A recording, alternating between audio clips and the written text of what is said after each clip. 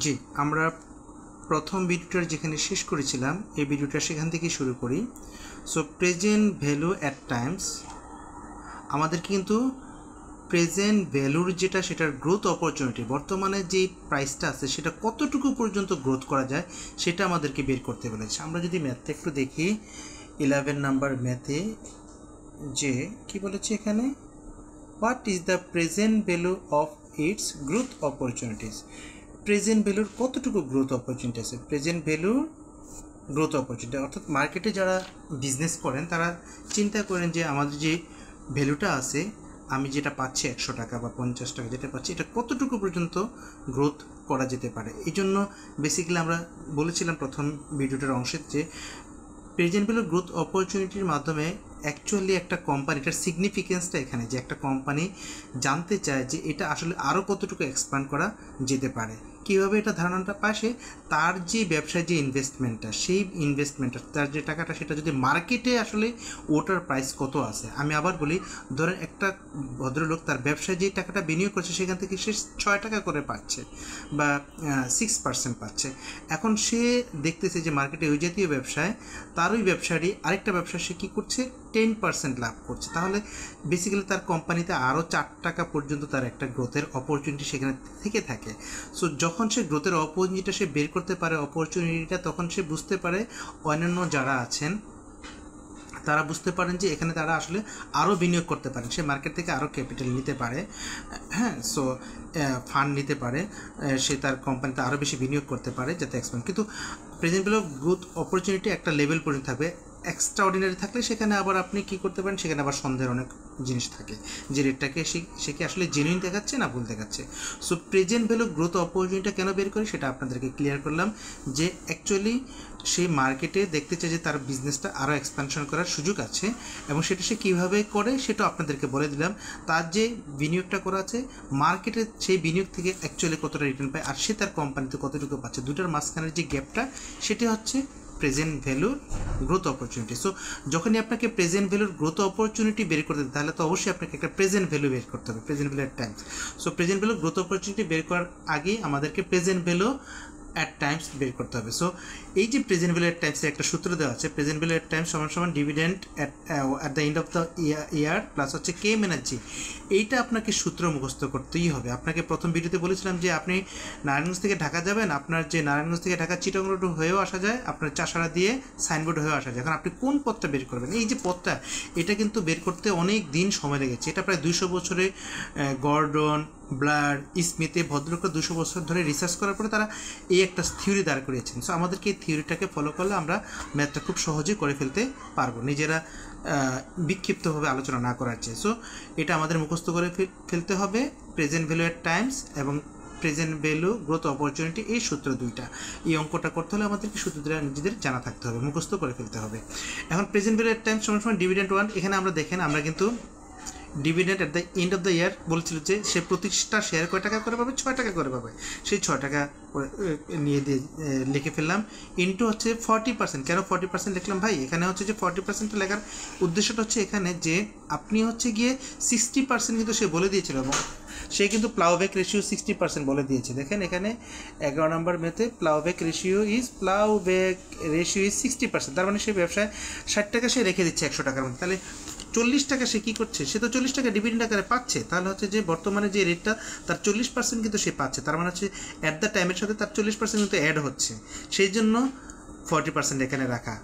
কাজেই আমার মনে হয় এরপরে আর কারো মানে হচ্ছে এমবিগুইটি থাকার কথা না, জিনিসটা একেবারে স্বচ্ছ পানির মতো ক্লিয়ার, যে যেহেতু 60 টাকা সে বিনিয়োগ করে ফেলতেছে, 40 টাকা সে পাচ্ছে ডিভিডেন্ড আকারে। সো 6 টাকার সাথে সে 40%ও কিন্তু গুণ হবে, 6 ইন্টু হচ্ছে যে 40%। কারণ আমরা বর্তমানে তার যে শেয়ারের প্রাইসটা কিন্তু বের করতে চাচ্ছি, হ্যাঁ, তার যে ভ্যালুটা আছে সেই ভ্যালুটা আমরা বের করতে চাচ্ছি, ডিভাইডেড বাই ওই সূত্র অনুযায়ী কে হচ্ছে রিকোয়ার্ড রেট। রিকোয়ার্ড হচ্ছে যে মার্কেটে যে রেটটা আছে আমরা জানি কত পার্সেন্ট, 10%, কিন্তু বলা ছিল মাইনাস হচ্ছে যে জি হচ্ছে গ্রোথটা। এখন গ্রোথ আপনি কীভাবে বুঝবেন, গ্রোথ হচ্ছে যে ওই যে 60 টাকা সে 60% সে রাখছে, তার উপর হচ্ছে যে 15% হচ্ছে ইকুইটি, রিটার্ন অন ইকুইটি পায়। তাহলে টাকারও তো সে কী পাবে, রিটার্ন অন ইকুইটি পাবে। কাজে 60 টাকার রিটার্ন অন ইকুইটি হচ্ছে 50%, 60%এরও 15%। এটাই হচ্ছে গ্রোথ বেসিক্যালি। মানে আপনি কত টাকা নেক্সট টাইম বিনিয়োগ করতেছেন রিটেনশন করে রেখে, এবং সেটার হচ্ছে কত পার্সেন্ট ইকুইটি রিটার্ন দিচ্ছেন, সেটা পুরোটাই হচ্ছে আপনার গ্রোথ। কাজে হচ্ছে যে আপনার ডিমান্ড যেটা, সেটা থেকে গ্রোথটা যদি বাদ দিয়ে দেন, তাহলে হচ্ছে বেসিক্যালি আপনার কি ডিফারেন্সটা থেকে যায়। সো কতটুকু ডিফারেন্সটা থেকে যায় সেটাই হচ্ছে যে আপনার বর্তমানের প্রাইসটা, হ্যাঁ, আপনি পাচ্ছেন। সো এটা দিয়ে যখন আমরা টাকা ভাগ করবো তখন এটা, সো আমরা ভ্যাটটা একটু করতে যাই। তার হচ্ছে 6 × 40%, দেখতে 40% কিন্তু 0.40 এভাবে লেখা যায়, 10% কিন্তু এভাবে লেখা যায়, আর হচ্ছে 60%কে এভাবে লেখা যায়, 15%কে কিন্তু এভাবে লেখা যায় 0.50 দিয়ে আপনারা, হ্যাঁ, দশমিকের জন্য যদি আমরা বুঝি, শতকের জন্য হচ্ছে যে 1, আর হচ্ছে যে 2 ঘর তো এখানে আছে, 100 যে 2টা শূন্য সেটার জন্য 2 ঘর, আর 1-এর জন্য হচ্ছে দশমিকটা, এভাবে লেখা যায়। সো আমরা যদি 60 এবং 15কে যদি গুণ করি, আপনার ক্যালকুলেটরে গুণ করে দেখেন 0.09 আসবে। আর উপরে যদি 6কে 0.40 দিয়ে গুণ করি, ক্যালকুলেটরে গুণ করে দেখবেন যে 2.40 আসবে। এখন 0.10 থেকে 0.09 বাদ দিলে কি থাকে, 0.01 থাকে। এখন 2.40কে যদি আমরা 0.01 ছোট সংখ্যা দিয়ে ভাগ করি, বড় সংখ্যাকে যদি ছোট সংখ্যা দিয়ে ভাগ দিই তাহলে কিন্তু সংখ্যা বড়টাই আসে, হ্যাঁ। সো দশমিকের সংখ্যা দিয়ে ভাগ দিচ্ছি, সংখ্যাটা বড় আসবে, সেই বড়টা হচ্ছে যে আপনার 240 টাকা। তার মানে হচ্ছে আমাদের প্রেজেন্ট ভ্যালু বেরোলো হচ্ছে $240। এটা আসলে প্রেজেন্ট ভ্যালু আসার কারণে আমরা হচ্ছে যে গ্রোথটা আমরা বের করতে পারবো। আচ্ছা, প্রেজেন্ট ভ্যালু থেকে যদি আমরা আমরা present value of growth opportunity, যেটা PVGO, এই সূত্রটা আমরা বের করি। PVGO হচ্ছে যে প্রেজেন্ট ভ্যালু থেকে আপনি যে আপনার হচ্ছে যে আর্নিংটা আছে, EPS আছে, যেটা আপনি অতিরিক্ত ধরে নিচ্ছিলেন, সেটা যখন আপনি প্রেজেন্ট ভ্যালু থেকে বাদ দিবেন, তখন কিন্তু আপনার গ্রোথ অপরচুনিটিটা বের হয়ে যায়। আবার বলি, প্রেজেন্ট ভ্যালু গ্রোথ অপরচুনিটি আমরা কীভাবে বের করব? এই যে প্রেজেন্ট ভ্যালুটা আছে, এই প্রেজেন্ট ভ্যালুটা কিন্তু সে হচ্ছে কিন্তু রিকোয়ার্ড রেট সহ ধরেছিল এখানে, এই যে 10%, সে মার্কেটে যে ক্যাপিটালাইজেশন যে রেটটা আছে সেটাকে সহ কিন্তু ধরেছিল। তার মানে এটার মধ্যে হচ্ছে যে ক্যাপিটালাইজেশনের যে রেটটা আছে, সেই রেটটা সহ কিন্তু আপনার বর্তমানে প্রাইসটা আপনার এখানে ধরা। সেখান থেকে যদি আপনি ক্যাপিটালাইজেশনের যে রেটটা আছে সেটা যদি প্রেজেন্ট ভ্যালু থেকে শুধু ক্যাপিটালাইজেশনের যে রেটটা সেটা যদি আপনার বাদ দিয়ে দিতে পারেন, তাহলে আপনার গ্রোথ অপরচুনিটি বের হয়ে যাবে। এটা কিন্তু অনেকে বুঝতে পারে না, হ্যাঁ। সো তাকে বোঝার জন্য আশা করি বাংলায় আমি সহজে ভেঙে যে কথাটা বললাম সেটা তার জন্য খুবই সহজ হবে। আপনার হচ্ছে যে সাপোজ আপনার কাছে আছে কত টাকা, আপনার কাছে আছে হচ্ছে 160 টাকা, এটা প্রেজেন্ট ভ্যালু। এর মধ্যে কিন্তু গ্রোথ অপরচুনিটি সহ আছে। এখন প্রেজেন্ট ভ্যালুটা থেকে আপনি যদি গ্রোথটা যদি হচ্ছে যে আপনার 60 টাকা বাদ দেন, তাহলে হচ্ছে যে আপনার থাকে কত টাকা, 100 টাকা। আর যদি হচ্ছে প্রেজেন্ট ভ্যালু আপনি 100 টাকা বাদ দেন, তাহলে হচ্ছে 60 টাকা। এই 60 টাকা আপনি বা 100 টাকা আপনি গ্রোথ অপরচুনিটি ধরতে পারেন। তার মানে এটার মধ্যে গ্রোথ অপরচুনিটি সহ ছিল, অর্থাৎ সে তার ফান্ডটা এখানে ইউজ না করে অন্য জায়গায় ইউজ করলে সে এই টাকাটা পেত, 160 টাকা পেত তার কোম্পানিতে না বিয়োগ করলে। সেখান থেকে যদি সে 100 টাকা বাদ দেয়, তাহলে হচ্ছে যে তার কোম্পানি থেকে সে যেটা পাচ্ছে সেটা থেকে যদি বাদ দেয়, তাহলে সে 60 টাকা তার গ্রোথ একটা অপরচুনিটি ছিল। আমাদের এই গ্রোথ অপরচুনিটি এখানে আমাদেরকে বের করতে হবে। সো গ্রোথ অপরচুনিটি বের করার জন্য আমরা প্রেজেন্ট ভ্যালু যেটা আছে সেটা, যেটার মধ্যে গ্রোথ সহ অপরচুনিটি, সেটা থেকে আমরা হচ্ছে যে যদি হচ্ছে গ্রোথের যে রেটটা যেটা ছিল, অপরচুনিটি যেটা ছিল সেটা যদি বাদ দিই, তাহলে হচ্ছে তার যে গ্রোথের অপরচুনিটি সেটা বেড়ে যাবে। আচ্ছা, এই অঙ্কটা করার জন্য আমাদেরকে এই সূত্রটা, আমাদেরকে প্রেজেন্ট ভ্যালুর ভিতরে যে গ্রোথ অপরচুনিটি আছে সেটা বের করার জন্য আমাদেরকে এই সূত্রটা ইউজ করতে হবে। আবার বলি, এই সূত্রগুলো অনেক দিন ধরে, দীর্ঘ সময় ধরে এটা ডেভেলপ করা। সো প্রেজেন্ট ভ্যালু মাইনাস হচ্ছে যে আর্নিং পার শেয়ারকে at the end of the year, সেটাকে হচ্ছে রিকোয়ার্ড রেট দিয়ে আমরা ভাগ করে এটা থেকে মাইনাস করবো, তাহলে আমাদের এটা বেড়ে যাবে। আমাদের প্রেজেন্ট ভ্যালু বের করা ছিল $240, সেখান থেকে আমরা জানি আমাদের আর্নিং পার শেয়ার ছিল হচ্ছে কত টাকা, $6 ছিল সেটা। আর হচ্ছে ক্যাপিটালাইজেশন রেট বা রিকোয়ার্ড রেট যেটা আমরা বলি না কেন, এটা ছিল 10%। সো 6কে যখন 10%কে আমরা 0.10 লিখতে পারি। সো 0.10কে যখন আপনি ছোট সংখ্যা দিয়ে একটা সংখ্যাকে পূর্ণ সংখ্যা আপনি গুণ করবেন, তখন বড় সংখ্যা বেরোবে। এটা আপনি ক্যালকুলেটরে গুণ করে দেখেন, 6কে 0.10 দিয়ে ভাগ করলে আমাদের 60 টাকা বেরোবে, $60।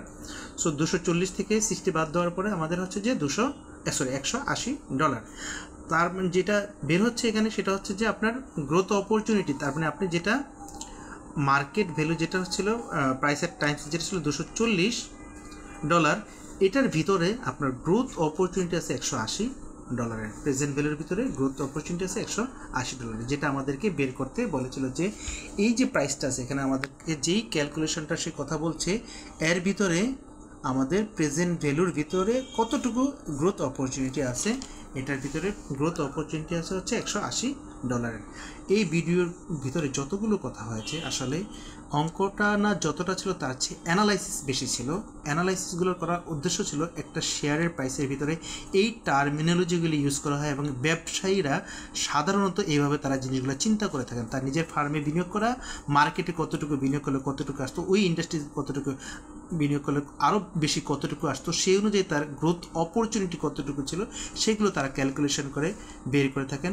আসলে ব্যবসায়ীরা এতটা ইন ডিটেলসে যান না, তাদের যে অ্যাকাউন্টেন্ট আছে বা সিএফও, তাদের যে অ্যাকাউন্টিং ডিপার্টমেন্ট আছেন, ফাইন্যান্স ডিপার্টমেন্ট আছেন, তারা এই জিনিসগুলো এইভাবে ভেঙে ভেঙে অ্যানালাইসিস করেন এবং তারা তাদের মালিকদের কাছে এই জিনিসগুলো প্রেজেন্ট করেন অত্যন্ত সহজ ভাষায়। সো যারা হচ্ছে অনেক সময় টার্মিনোলজিগুলো দেখে অনেক সময় তারা বুঝতে পারে না ইপিএস কী জিনিস, তারপর হচ্ছে যে প্লাউ ব্যাক কী জিনিস, প্লাউব্যাক রেশিও কী জিনিস, রিটেনশন রেশিও কী জিনিস, এই যে জিনিসগুলো থাকে এবং সেটা কীভাবে বের করা হয়, ডিভিডেন্ড অ্যাট টাইমস, তারপর হচ্ছে dividend at the end of the year, অথবা পিও দিয়ে হচ্ছে প্রাইস অ্যাট টাইমস, এই কথাগুলো তারা আসলে বুঝতে পারে না। এই জিনিসগুলো বোঝানোর জন্যই বেসিক্যালি এই ভিডিওটুকু ভেঙে ভেঙে করে বোঝানো হয়েছে, যাতে আমরা আসলে বিষয়গুলো আমরা বুঝতে পারি এবং সহজ ভাষায় কথাগুলো বলা হয়েছে, অনেক সহজ এক্সাম্পল দেওয়া হয়েছে। আশা করি আমরা সবাই বুঝতে পারবো। একটা ম্যাথকে ভেঙে ভেঙে এভাবে করলে আসলে অনেকগুলো ম্যাথের জন্য এই টার্মিনোলজিগুলো বারবার ইউজ হয়, সেগুলো বুঝতে আমাদের সুবিধা হয়। আশা করি ভিডিওটি সবার ভালো লাগবে। ভালো থাকবেন। আসসালামু আলাইকুম রহমতুল্লাহ।